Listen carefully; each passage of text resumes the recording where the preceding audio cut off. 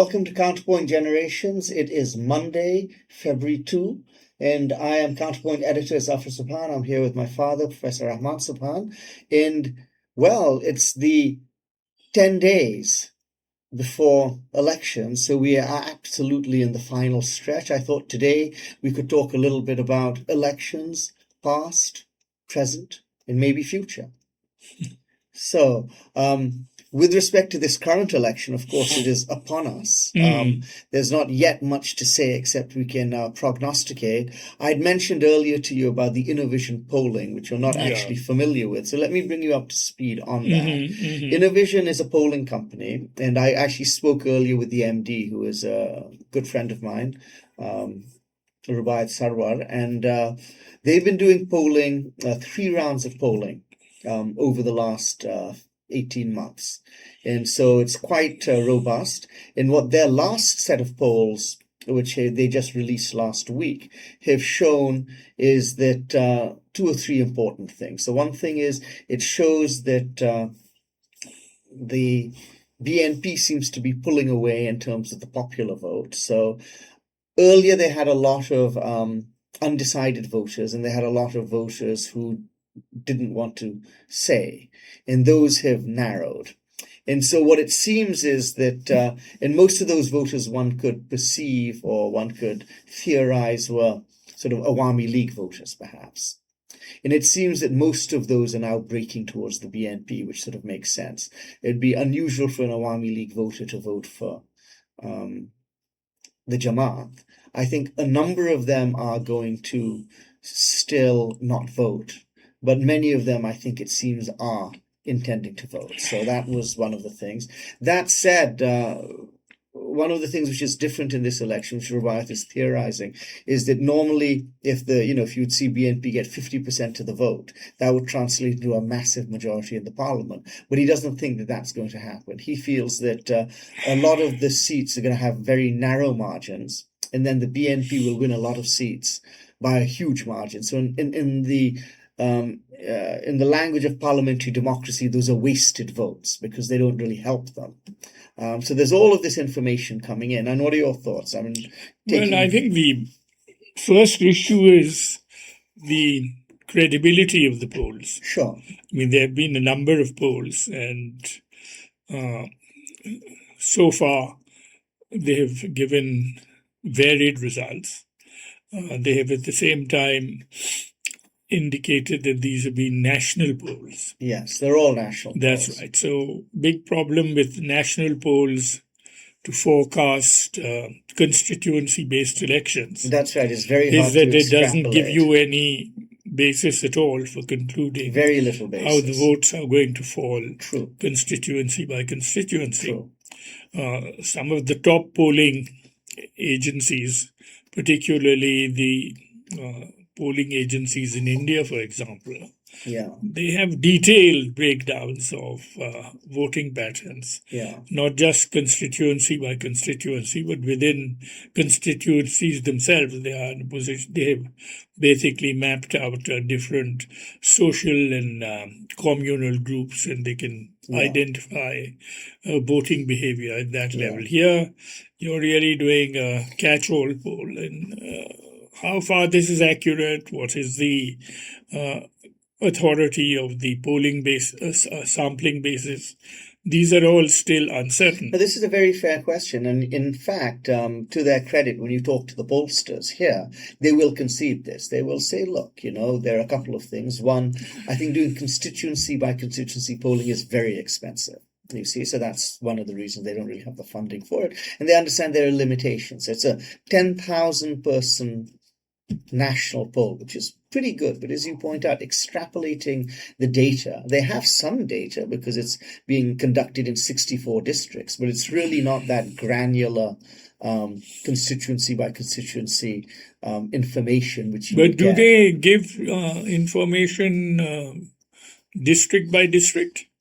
Well, they have information district by district. But they should put that out. No, but the reason he does, you can request it from him. The reason he doesn't put it out in his official report is because the numbers there, it's not as what's the word? because, you have, obviously, if you break it down into 64 districts, then the numbers are smaller, so the findings are not as robust. So it's something he says that it's statistically he cannot put his weight behind. He can say, okay, fine, I have 10,000 voters and maybe 600 of them are in, I don't know, Hobiganj district of Sylhet.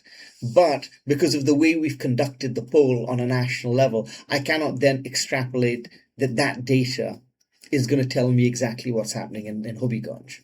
You see, it's not been conducted in that way. So that's Anyway, a decision they've made. we have what we have. Yeah. I think the other practical problem is that the political parties don't have a great deal of confidence in these polls. And of course, their line of thinking is that if the poll is in my favor, then it's a good poll.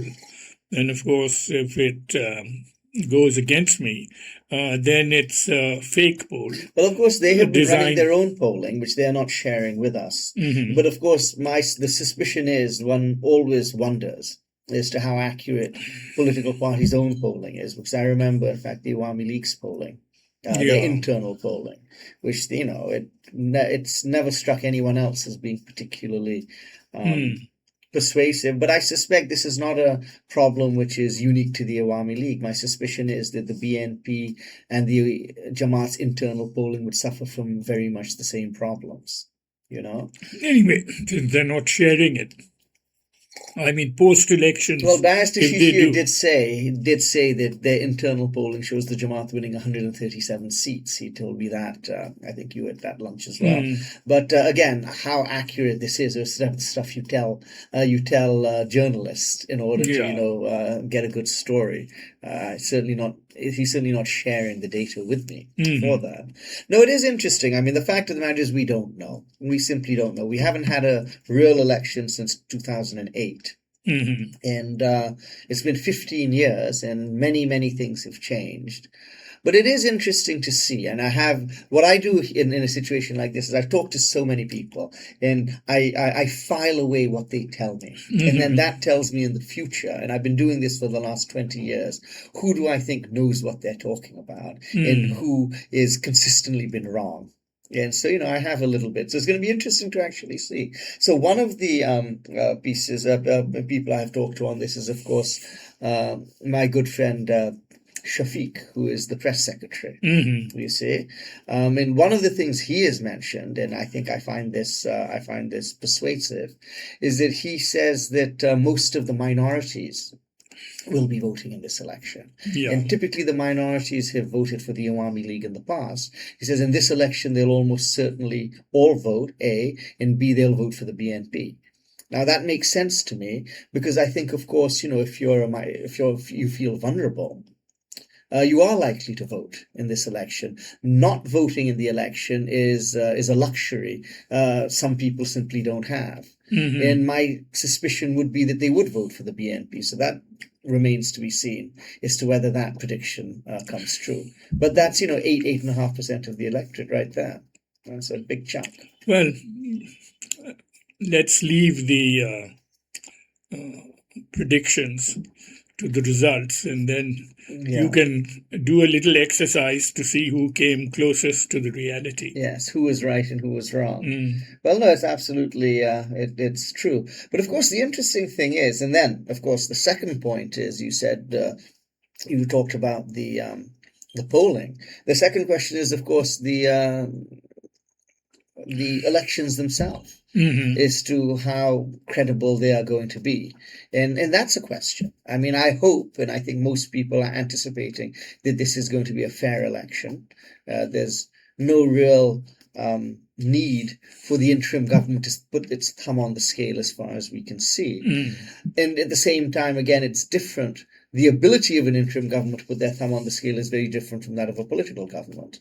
So for those reasons, it seems to me that we may get a fair poll. What are your thoughts on that? Well, it seems to be reasonable. I think in every election we've held on a non-partisan basis where an incumbent regime is not really tilting the scales. The outcome of an election has always remained unpredictable right to the end. So, for example, the 1991 election, the first one under Shahabuddin caretaker government. Yes. At that stage, people were anticipating that the Awami League would very likely win it. I remember it's quite a surprise, actually. And the victory of the BNP was very much measured of the objectivity of the polls. Yes. Correspondingly, of course, the elections in 1996, after the change to a caretaker system, there again, elections were not predictable. The elections in 2001, when the Awami League were in office, at that time also the Awami League was expecting to win that election. Yeah. And they were very upset when the elections went not just in favor of the BNP, but gave them a big plurality of seats, which was, of course, quite unrelated to the vote distribution, because the votes of the Awami League were the highest they have ever polled at 40%. Yeah. In fact, it was possibly a slightly higher share of the BNP on its own. Yes, that's right. But because of the alliance they had with the Jamaat, they could then make a clean sweep of the seats. Yes. So that was again unpredictable. And again in 2008, there was an uncertainty about the outcome. So basically, if you are approaching an election with an element of uncertainty as to who will win, that is a measure of reasonably good election. I mean, at the moment, it's to the credit of the present system that we are still speculating as to the outcome. I mean, even though some polls may be predicting the BNP will win, but I have no confirmation of that. And the Jamaat certainly seems to be doing quite commendably in terms of bringing out the crowds, in terms of getting their election game organized constituency by constituency. So I would still leave this an open question. No, and I mean, I think it is interesting that, as you point out, that every election we have had under a caretaker government or an interim government has in the end turned out to be a pretty good one. You see, right. And as opposed to the elections we've had under political governments. Well, of course, going back historically, the famous 1954 election, when the Muslim League was in office, at that stage they were confident they might win. But they were completely swept off the table by the Jukdo Front, in which the Awami League and Fazlul Haq's party and the left parties were together.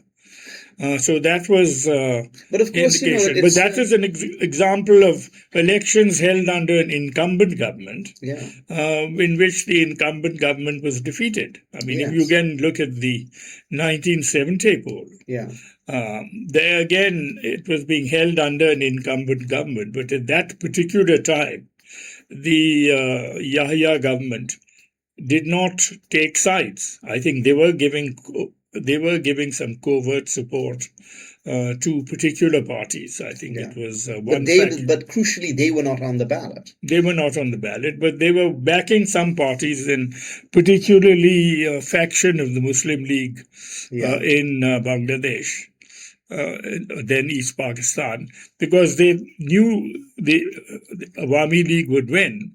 But they wanted to dilute its victory so that they would not have an absolute majority. So they were putting money in, but they were led down the garden path by the leaders of the Muslim League, who predicted that they would give Sheikh Mujib a run for his money. But they got it all wrong, and he took them to the cleaners. Now, let me ask you a question, because, of course, you were spending a lot of time on the ground covering this election for Forum magazine, I remember at the time. And so in the end, the Awami League got 167 out of 169 seats in the National Assembly. And then just 10 days later, they also had a very similar strong showing in the provincial election. That's right. What, again, was that, what had you thought beforehand? Did that exceed your expectations? Or did you think, how many seats had you anticipated? Well, when I was traveling with Bangabandhu on the campaign trail, and also going out on my own. And again, we had people who were mapping it out in particular constituencies. It was clear enough that it was going to be a very big majority for the Awami League. I remember I wrote about this, I think, in my memoir, that at the time of the cyclone, I remember traveling to Hatia, I think, with Tajuddin. And then on the way, I was probing him that what do you reckon will be the outcome of the election? And so then he started counting on the fingers of one hand. And then he did his math. And he said, I think we should at most lose about 4 or 5 seats. Of course, that even turned out to be... There's only 2 in the end. They lost a couple of seats. But such was the mobilization initiated by the campaign, and particularly the charisma of Bangabandhu, that for those who were really looking at it closely enough, it was completely predictable that it was going to be a clean sweep. It was only fortunately for us, the intelligence agencies of the Pakistan Army, who were being led down the garden path and who continued to pump money into the Muslim League in the expectations that these people were telling them that they were going to win enough seats. So that was a fairly predictable election. And then you had many of the stalwarts of the Muslim League, who were then upset by, Well, not just upset, they all lost their deposits. You see, what people should remember is that this wasn't just that they won all the seats. They won 75% of the popular vote. Interestingly, the second highest vote, at around 8 or 9%, was by the Jamaat. Muslim League was absolutely they were completely wiped out. No, I mean, that is interesting. Then, of course, in independent Bangladesh, though, an incumbent government has never lost, which is, I think... An incumbent government has never lost. I think in the 1973 election, the first one, I mean, there was really no challenge to the Awami League, but particular candidates undoubtedly put their finger on the scale in their constituency and made sure that they would win. I mean, they didn't need to really do that because they would have won with a big enough majority. I remember when we used to talk to Bangabandhu about this, we should say that you really need a much stronger opposition in parliament, otherwise it will be harmful for you, that you will not have any proper accountability. But I think he let nature take its course over there, and the fact that particular people like Khulnkar Mushtaq and a few others who were not confident that they might win against their candidates, they then pressured the local machinery to make sure that they did win. But that would not be an accurate indication of the incumbent government really trying to win an election, because they were going to win it anyhow.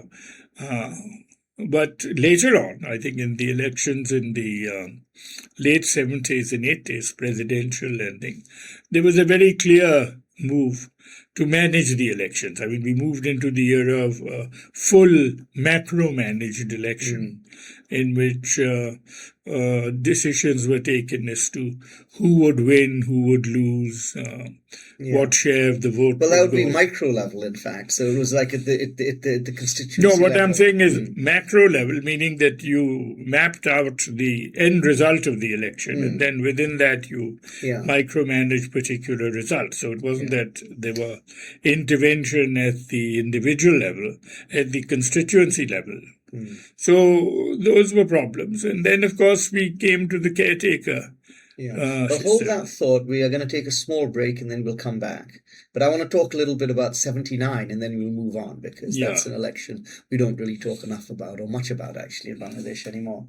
All right, take a break. We're back, and where we left off is we were talking about the 1979 and then the 1982 election. Now, these days people tend to forget, or maybe it's a willful forgetting, but or the mythology of those elections are that they were by and large legit, but that doesn't really jibe with my memory of them. What do you remember of those elections? Well, you should remember that there were three elections. The first was a referendum on the constitutional changes and amendments to the laws in order to ratify what had happened under martial law. Sure. And of course, the referendum was 99% or something like that in favor of the ridiculous, government. So the next was the presidential election, in which Zia Rehman then,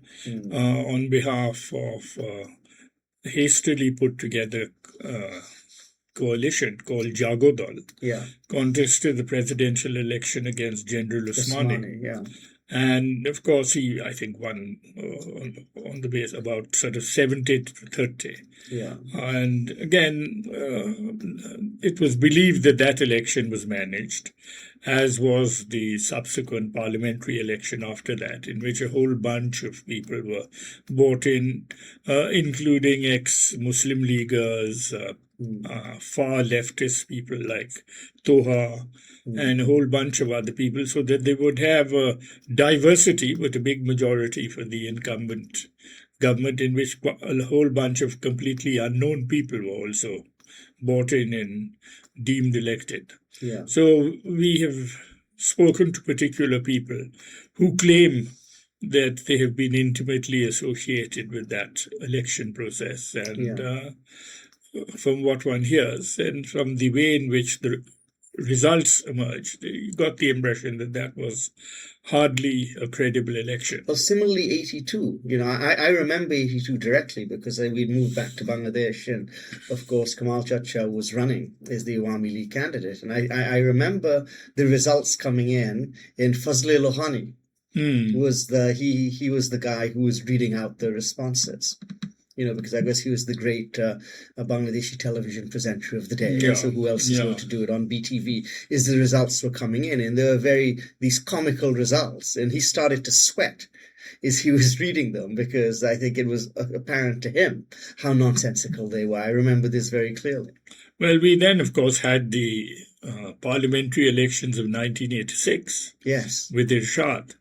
And of course, there it was all done quite nakedly. In fact, I remember the voting center that Salma and I voted in at that time, which was, I think, it was the school which has now been moved there, but it was the one which was quite close to the Gulshan Mosque.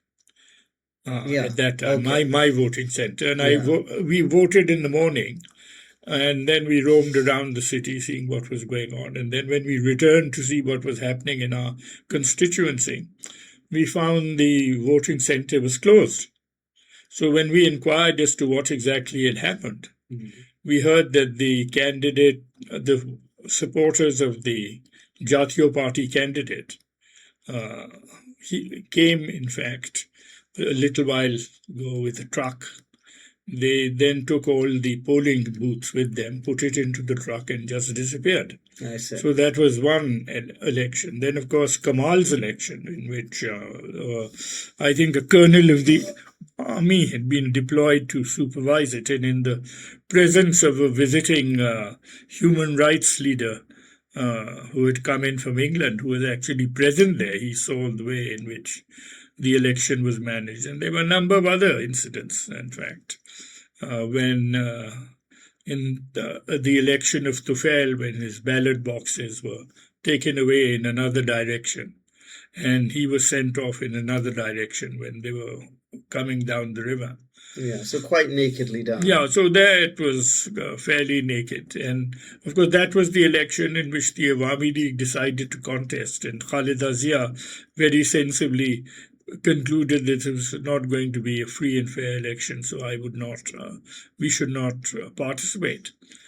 Hasina had argued at that point that we should jointly contest the election, in which we will just be candidates in 300 constituencies. we would divide it between us. Yeah. And then if we work together, they would not really have the capacity to really hijack it. But Khalida didn't really have a great deal of confidence in their being able to manage that. And that's the way it worked. Yeah. And then, well, like I said, bringing up to the current day, it's going to be very interesting, of course, because, one, this is the first real election we've had since 2008. But two, of course, it's an election without the Awami League. And so that remains to be seen in terms of whether one-time Awami League voters, whether they will boycott, as has been called for by the party, or whether, as I said, they will actually decide it's in their best interests to participate in the election. And of course, now we have a new political party as well with the NCP. And they have a number of candidates. And there are, of course, a number of independent candidates, I think, a couple of dozen, who will be competitive in their constituencies. Saki, I understand, is going to be very competitive in Brahmanbaria. So that's very interesting. I know in smaller parties, we've got Munisha Chakravorty in Borishal, and Tasneem Zara, who has left the NCP and is now... But I don't really think that the independents, in that sense, really will have much chance. I mean, as far as Junaid is concerned, he's really part of the BNP alliance. Yeah. So basically, he will be expecting to get the support, or at least he hopes to get the support of the BNP workers, because they have not got an independent candidate challenging them. Yeah. As is the case with a whole bunch of other allies. Well, I mean, I suppose most of the independent candidates aren't exactly independent. They're really rebel BNP candidates. Yes, exactly. So that the only serviceable independents who are going to be in the field are the rebels. Yeah. And the main casualty of that process is going to be the allies who vacated seats to accommodate them into the election. So very likely the cadres of the BNP, where they have another party contesting on their behalf, and they are being contested by a BNP candidate functioning as an independent, it's pretty clear which way they are going to go. So I don't have a great deal of hope of any of the contested BNP allies getting elected. The big danger to the BNP is going to be where their own candidates are contesting, and they are then being then they are being contested by an independent BNP character. Yeah. And it's at that point in those constituencies that the Jamaat coalition people will have a chance of actually coming in, cashing in on the divided vote between two BNP candidates. Yeah. So I think that will be an interesting thing. To the credit of the Jamaat, in their coalition, and in the way they have mapped out their election campaign, there are really no rebel independent candidates. So everyone from the Jamaat are really operating within party discipline. Well, and if there is an opposition, and if there is a coalition partner contesting, so this is one of the possible opportunities for the NCP to win a few seats if they are really contesting with the support of the Jamaat. I mean, it again remains to be seen that even though the Jamaat has not put up an independent candidate, whether their cadres will support the NCP work actively on behalf of the NCP candidate. But at those particular constituencies, they will, at least some of them, will be able to give the BNP a good fight in particular constituencies. Yeah, it remains to be seen. I mean, I think people are saying that, Hasnat Abdullah is probably their most likely victor, and maybe two or three others, but perhaps no more than that. No, so, well, we'll all find out. I think, typically we found this out on election day. It's not taken a very long time to have the votes starting to be counted. Now, since we have postal ballots, I'm not entirely sure whether that's going to delay the process considerably, whether we'll get a result on the night of the 12th of February. Well, we have to wait see, a day or two. How credible the postal ballots Well, that is another issue. again, Yeah. because obviously outside the purview of the election commission in another country, the scope for then sort of managing the accumulation of ballots and then sending them off is again a very distinct possibility. And the election commission really has no way of exercising any oversight over that process. No, I mean, the fact of the matter is you have countries which have much more sophisticated electoral systems than us, like the US and the UK, and postal ballots are, and overseas postal ballots are extremely controversial in both those countries. Yeah. So, you know, what price Bangladesh? I mean, and this is the first time. Well, it'll be a good test. I mean, if they break in the direction of any particular party, then I would imagine you can be reasonably confident that this was well managed at the other side. On the other hand, if they break reasonably evenly, then maybe it is a way. The postal ballot is a workable proposition. So that will be determined by the outcome. Yeah, well, like I said, this is one more thing which we're going to find out. I think for us, the great joy of this election is, of course, it's always wonderful to be able to vote and to be able to elect one's representatives. And of course, you know, that is the main benefit of elections. But I think the secondary benefit, which is not quite as important, but very important, is we're going to learn so much about this country. It's going to be a snapshot of who we are and where we are. So on that note, thanks a lot. This has been great. We will have one more of these, I think, before election. Good. Okay, next Monday. And let's see how that goes. And then 2 weeks from now, we'll be sitting here talking about the results. Yes. Hopefully. I mean, there's still many a slip twixt cup and lip, but I'm still very hopeful that that's exactly well, after the 7th election, or not after the election, but during the counting, I was invited by Radio Pakistan to do an all-nighter and sit with them as the votes were coming in and to then comment. Well, we're going to be doing that here in Counterpoint. I just had a conversation with Jyoti, my executive editor. Back in 2008, we were both part of, I was working at the Daily Star then, but we were both part of this group called Drishtipath. And so what we had done, because of course in those days, the internet was not quite as sophisticated as now. So we live blogged the results. I was sitting in Dhaka, Jyoti was sitting in Canberra, Asif Saleh, who's now at BRAC, was sitting in New York, and there's people from all over the world, and we were pooling all of our information and commenting on it.